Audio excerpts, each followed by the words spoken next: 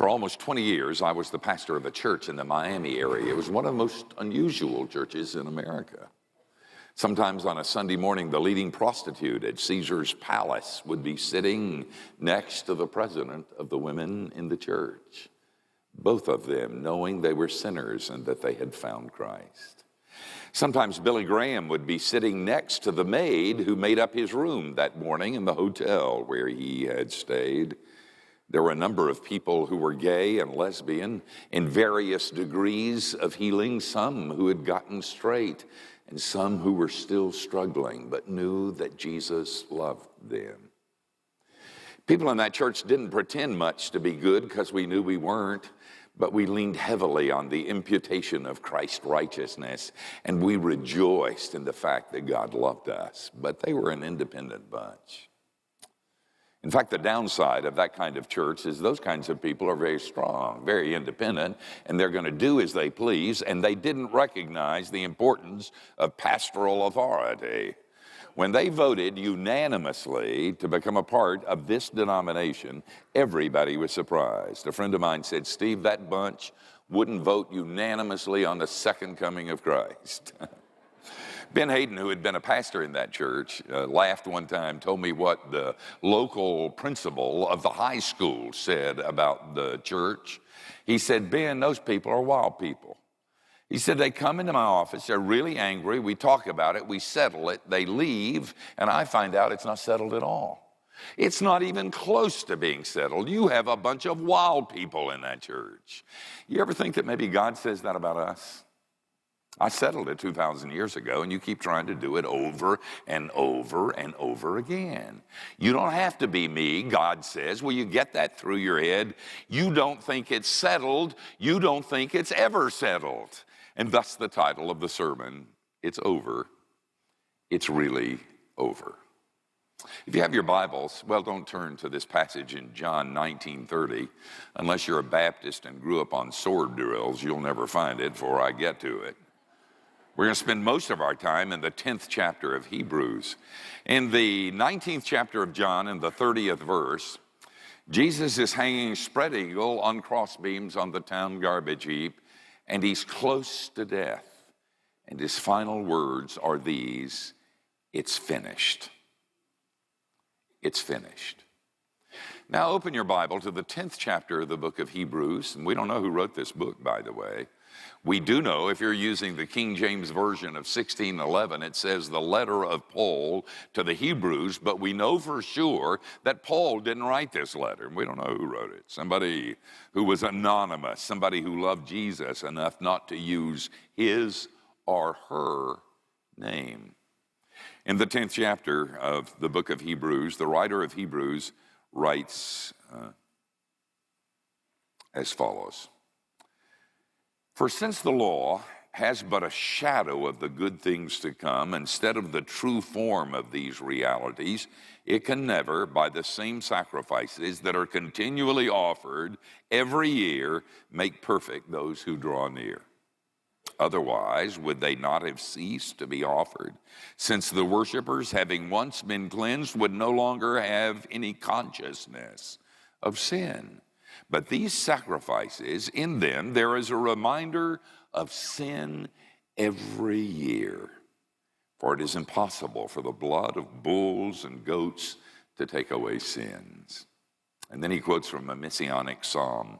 "Consequently, when Christ came into the world, he said, 'Sacrifices and offerings you have not desired, but a body you have prepared for me, and burnt offerings and sin offerings you have taken no pleasure.' Then I said, 'Behold, I have come to do your will, O God, as it is written of me in the scroll of the book.' When he had said the above, you have neither desired nor taken pleasure in sacrifices and offerings and burnt offerings and sin offerings, these offered according to the law. Then he added, 'Behold, I have come to do your will.' He abolishes the first in order to establish the second. And by that will we have been sanctified through the offering of the body of Jesus Christ once for all." And every priest stands daily at his service, offering repeatedly the same sacrifices, which can never take away sins.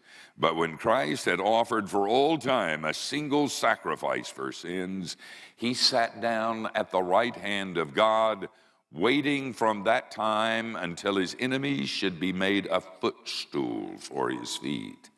For by a single offering he has perfected for all time those who are being sanctified. This morning I want to talk to you about it being over, about the fact that it really is over, that it really is finished. But I want to go down one side road before we do that, and it's not entirely irrelevant to the other things that we're going to study this morning. I want you to note in this text as an illustration that whenever God does something, he prepares his people for doing it. And if he's going to do something really, really big, he really prepares his people. Somebody said to a Yankee friend, when you come to the South and a Bubba says, "Here, hold my beer and watch this run." Well, when God says, "I'm getting ready to do something, watch this, get out of the way because it's going to be really big." I'm going to give you a lesson in History 101. If you had lived 1800 years before the birth of Christ in the Middle East, you would have noticed a group of nobodies, Bedouins in the middle of the desert, and they would smell. The animals lived with them, and they moved with their animals. They were uneducated, they were unsophisticated, and then for no reason that anybody on the earth can possibly discern, these people said, "There is one God, and we are his people," and they developed the highest form of monotheistic, ethical religion the world has ever known. And nobody knows where in the world they got it. They were living in the midst of people who sacrificed their children. They were living in the midst of people who were educated and sophisticated. And these nobodies in the middle of nowhere developed this ethical monotheism that was philosophically as profound as anything that had been seen on the face of the earth. Where did they get it? I know of no better argument for the existence of God than the existence of the Jews. How many Babylonians do you know? The reason you don't know many Babylonians is because the Babylonians were not the people of God. Now, I want you to put that on the back burner. That corridor of human history began to move and flow. About 700 years before the birth of Christ, there was another corridor, another theme of human history. It was the Greco-Roman theme of human history. You remember Alexander and the Peloponnesian Wars and the division of the kingdom among the sons. The Greeks developed great architecture and great music and great philosophy. And then when the Romans came along, the Pax Romana, the Roman peace, there was a common road system. There was a common language. There was a common coinage. And for the first time in all of human history, all of Western civilization could absorb an idea. You need to know that those two corridors of human history moved parallel to one another for almost 700 years, and at one time, in time, they crossed. And at the very moment they crossed, Jesus of Nazareth was born. If he had been born 40 years before, there would be no perimeter, and you never would have heard his name. If he had been born 40 years later, you would not be a Christian, for there would be no Christianity. And if you think that's an accident, you will believe anything. But there is more. God prepares before he acts, and he began to prepare the thought forms of the cultures to which his son would come. You need to know that the Greeks, the Stoics in particular, the Greeks and the Romans understood molecular physics before we did. They understood that nothing was solid, that things moved around in the context of the chair on which we are sitting. And then they said something sticks it together. Something holds the universe together. And do you know what they called it? They called it the Logos, the Word. And parallel to that, the Jews were developing their own concepts.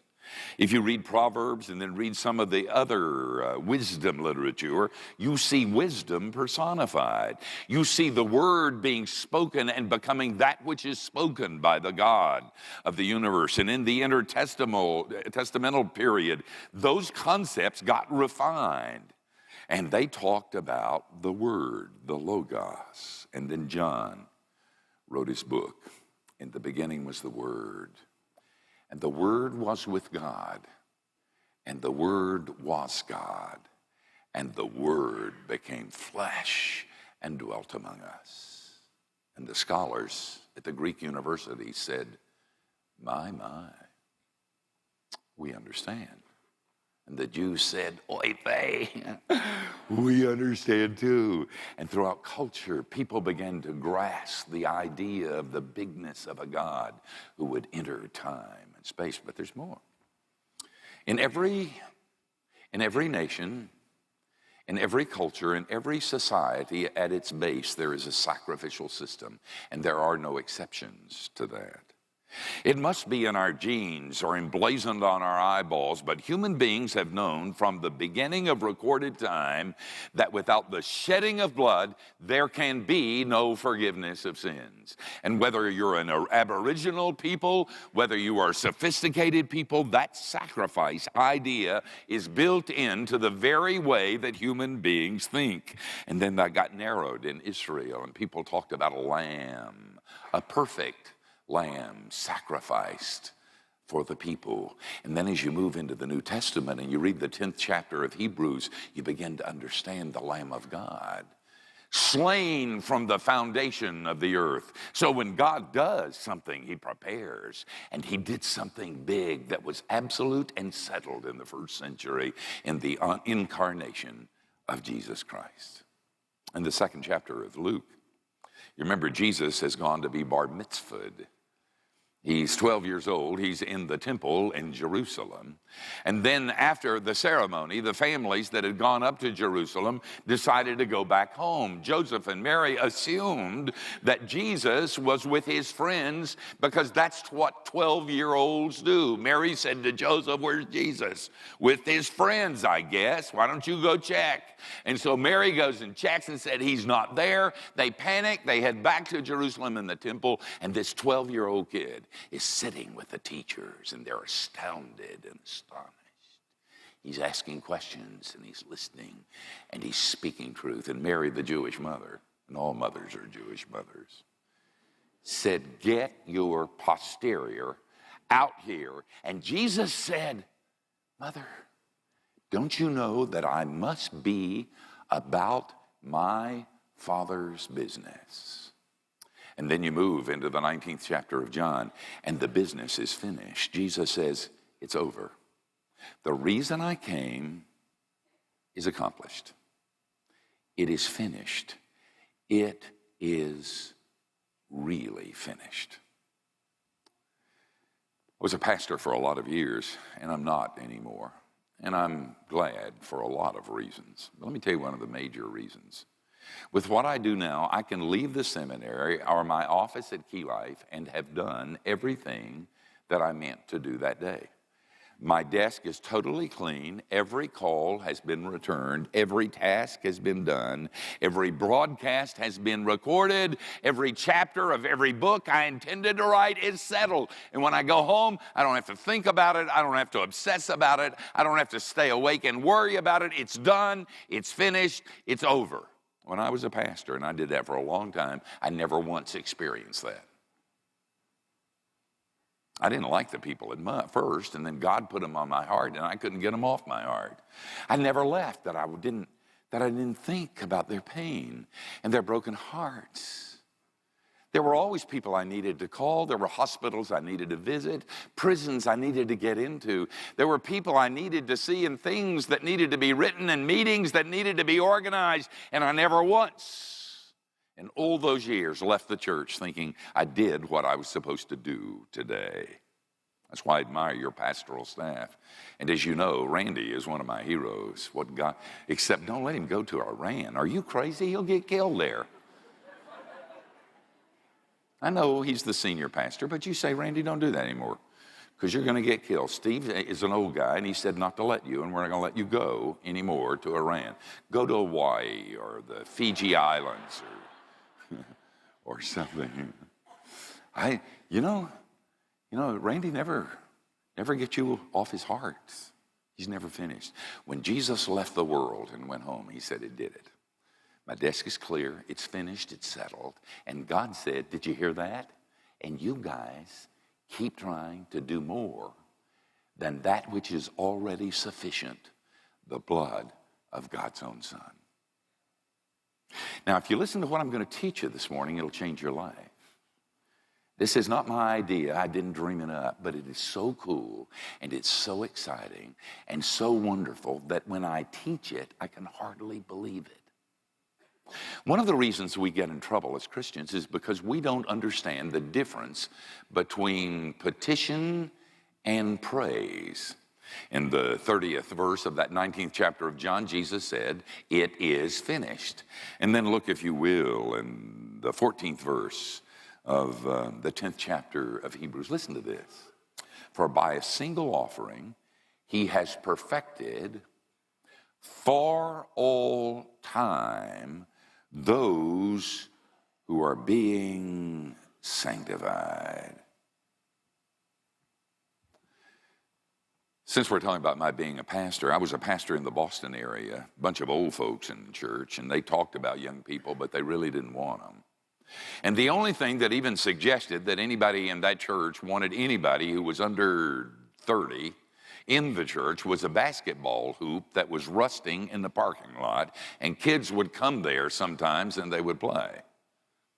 There was a board of trustees in that church, and the pastor was not invited to their board meetings. They had the money of the church, and that's where the power was. The elders did religion, and everybody knew that religion didn't count. And the pastor was never allowed to go to the board of trustees meeting. I'll never forget the time in the parking lot when the chairman of the board of trustees looked at the basketball hoop and he said, we're going to take that down. And I said, like fun, you're not. You are. He said, it's attracting riffraff.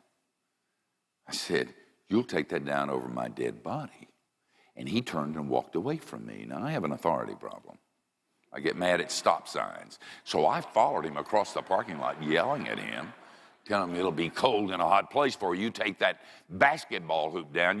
You mouth stuff about young people. You don't give deek about young people. You wanted old people to die the way this church. And then I realized I'd followed him up two floors of stairs, and we had walked into the church parlor where the Board of Trustees meeting was going on. I realized when I had an attack of sanity where I was standing and before whom I was yelling, and I looked around and went, oops. Jack, wanting to make the best of a bad situation, said, I want you all to know that I've invited our pastor to our meeting this evening. I decided I'm already toast. I'm going to be fired, so I'm going to go out in a blaze of glory. And I said, no, Jack, you did not invite me. I'm the pastor of this church, and I want you to know that every time there is a board of trustees meeting, I'm going to be sitting in this chair, so you deal with it. And you're not taking that basketball hoop down, okay? And they didn't. And the reason I'm telling you this is because Jesus is sort of like that. In the liturgical services of the church, we have an invocation. Do you know what an invocation is? It's the place where we say, please come and join us. Jesus says, I'm the man. You do not invite me. I am here. I am the sovereign ruler, creator, and sustainer of all that is. You don't have to ask me to come. I'm here. It's the difference between petition, please come, and praise, we are so glad you are here. Do you know who Richard Dortch is? Richard Dortch was the sidekick for Jim Baker. He was a superintendent in the Assemblies of God and a greatly respected man. Gray hair, people loved him, balanced, deep. And he went to Charlotte to join that ministry, and he brought credibility to the ministry. But incrementally, Richard began to sell his soul, and he ended up in prison. I had him on my television show, and I liked him a lot. And I'd ask him a question, and he would answer it, and then he would turn to the cameras, and he would say, I am so sorry. Would you forgive me? Then he'd go back, we'd do the interview. 3 minutes later, he just, out of the blue, turned to the cameras and said, I am so sorry. Will you forgive me? I thought, that is so cool. Until the fourth time he did it, he interrupted me, turned to the cameras and said, I am so sorry. Will you forgive me? I said, Richard, shut up. You're driving me nuts. We forgave you the first time. You are forgiven. You're acceptable. Christ loves you, and we do too. Could we get on with this interview? Do you ever think that God does that to us sometimes? Some of you have sins that you've confessed every day of your life for 10 years. For God's sake, stop it. Some of you are here this morning, and last night was not something you're proud of. And you said, Lord, could you forgive me if I go to church? For God's sake, stop it. Some of you are reaching out saying, God, please love me. I'll read the Bible more, and I'll be nicer, and I'll stay within the box, and I'll help people, and I'll get involved. Please love me. And God says, stop it. I loved you 2,000 years ago. First, I would have you notice that our lives stay the same because we don't understand the difference between petition and praise. And then secondly, we don't understand the difference between reality and religion. Look at the first verse of that 10th chapter. This is so good. For since the law has but a shadow of good things to come, instead of the true form of those realities, it can never, by the same sacrifices that are continually offered every year, make perfect those who draw near. And then later he says that when they offer the sacrifice, the religious ritual reminds the people that they're dirty, that they're nobodies, that they deserve hell. That's what religion does to you. And there are preachers who will manipulate you because they know it does. I hate religion. Religion makes people crazy. Religion bends people and it makes them sick and neurotic. Religion, and let me teach you something. I taught you History 101. Let me teach you Philosophy 101. If you ever read Plato, you've read the caveman myth. In the caveman myth, Plato talks about that if you were born in a cave and from infancy grew up there and only saw the shadows of the people who walked behind you between the fire and that wall, the shadows, you would come as you grew up to think that the shadows were the reality. But they are not the reality. Now, please note that the writer of Hebrews, using Platonic languages, and there's some scholars that say that he didn't, but he's a friend of mine, and he or she did, use Platonic categories to express a very important truth. Religion is a shadow. It is not the real thing. Plato would say this is not a book. He would say this is a shadow of bookness which floats around in the atmosphere. And I'm grossly oversimplifying this, but I wouldn't understand it if I didn't. The chair you're sitting on isn't the real chair.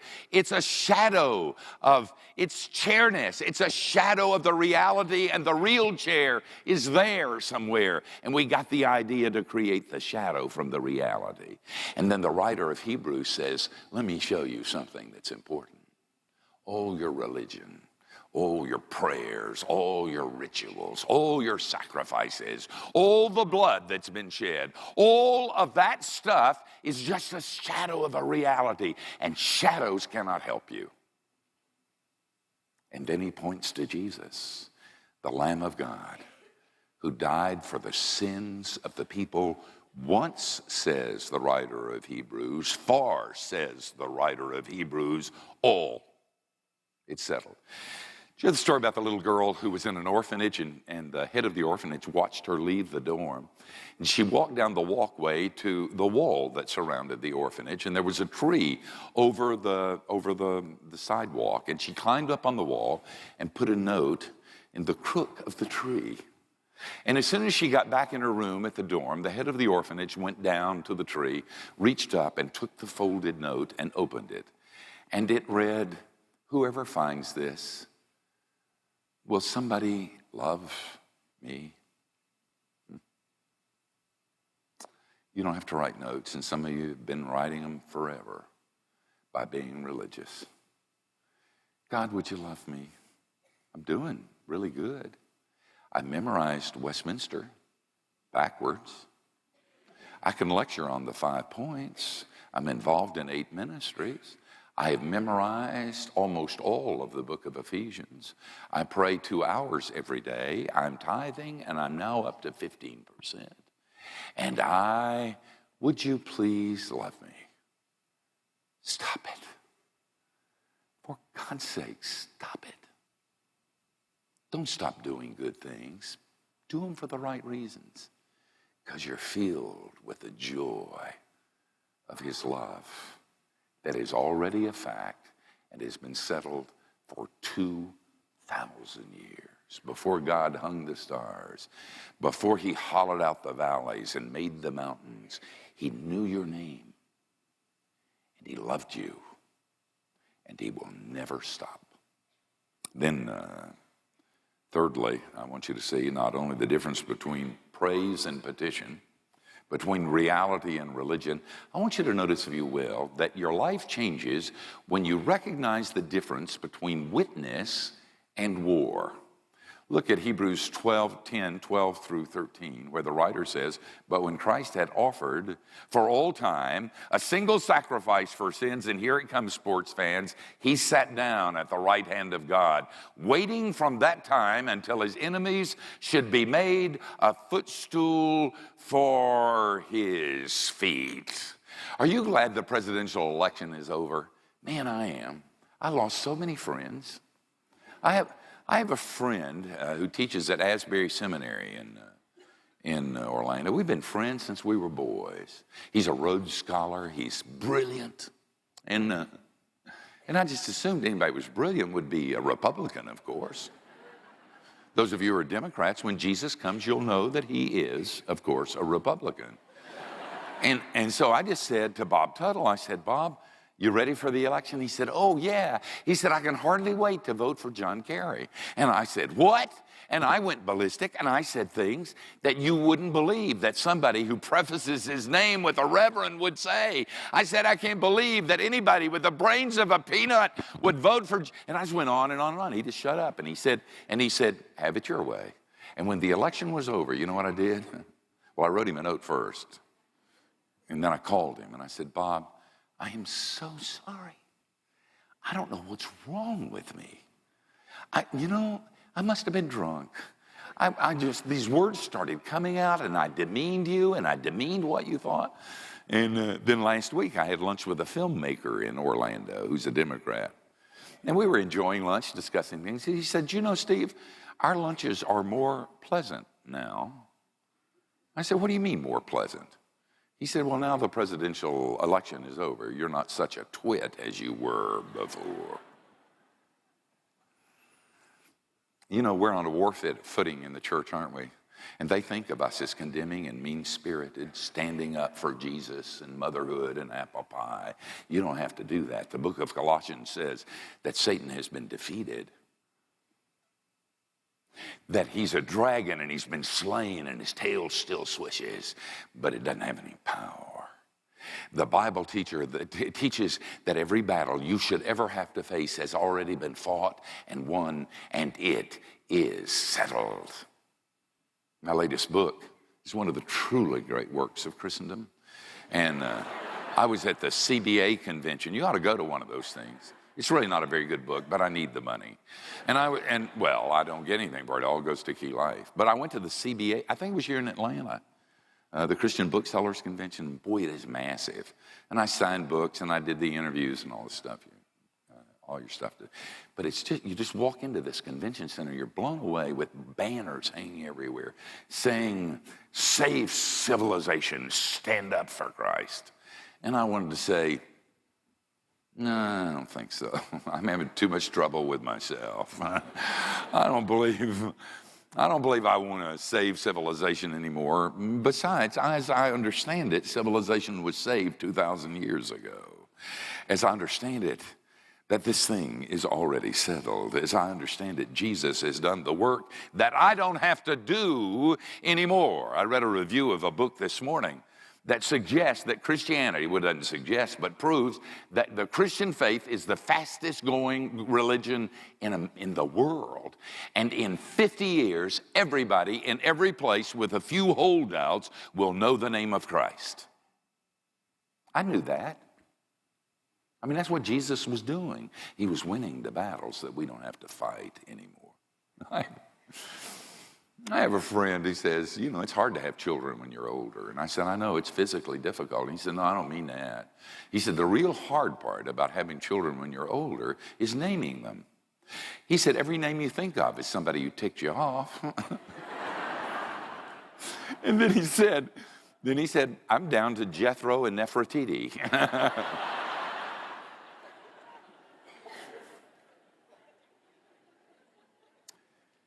You know what we're called to do? We don't have to win any battles.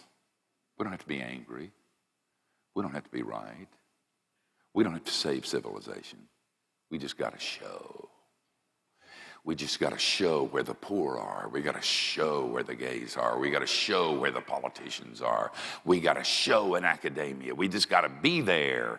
And they've got a God-shaped vacuum in their heart. And our reality will fill that with the God that we worship and before whom we dance. Quit saving civilization. Civilization doesn't need saving. Jesus did that 2,000 years ago. Quit trying to prove we're right. It's obvious we're right. And when you're right, you don't have to shout. Jesus settled the battle 2,000 years ago. And if we understood it, we would be winsome people of God. And then finally, it changes you once you learn the difference between praise and petition, between reality and religion, between witness and war, but also when you see the difference between joy and judgment. I'm going to move out of the text. Psalm 95, sing unto the Lord. It's everywhere in the Bible. Make a joyful noise to the rock of my salvation. That's what I do. I make a joyful noise unto the rock of my salvation. And I'm going to keep doing it because I can do it in the freedom, the understanding that it's settled. It's over. It's really over. I have 2 dogs. One is Thor. Thor is named after a pagan god and looks like one. He's bigger than most of you, and he's the most obedient German shepherd in America. I mean, if Thor were here, I would say, Thor, sit, and he would sit. I'd say, lie down and listen to my sermon. And he would listen better than some of you have. I say, Thor, come, he comes. I say, be quiet, he's quiet. I say, kill, he kills. I mean, this dog is so obedient, and he's got papers that go back to the King Shepherd of Prussia. I mean, this is some kind of dog, but he doesn't understand grace.